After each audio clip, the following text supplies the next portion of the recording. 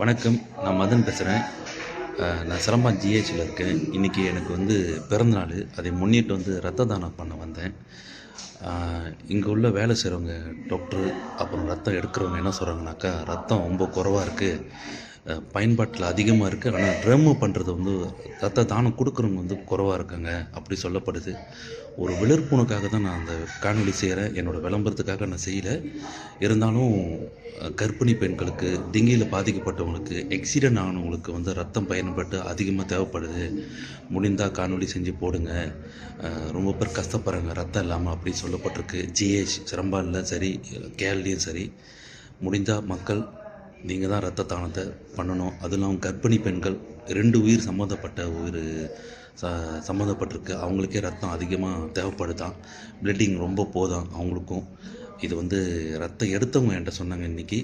சரிங்களா, ஜிஹெச்சில் தான் இருக்கேன். சரிங்களா, இது ஒரு விழிப்புணர்வாக தான் அந்த காணொலி செய்கிறேன். யாரும் தப்பாக எடுத்துக்காதீங்க. வணக்கம். இன்று என் பிறந்தநாளை முன்னிட்டு என்னை 9 மாதம் சுமந்தெடுத்த தாய்க்கும், என்னை சுமந்து கொண்டிருக்கும் இந்த பூமி தாய்க்கும் சார்பாக 9 மரங்களை நட வந்திருக்கேன். இப்போதைய தலைமுறைக்கு இயற்கை வளங்களை பாதுகாக்க சொல்லிக் கொடுங்க. இல்லை என்றால் அடுத்த தலைமுறையை இயற்கையை பாதுகாக்காது.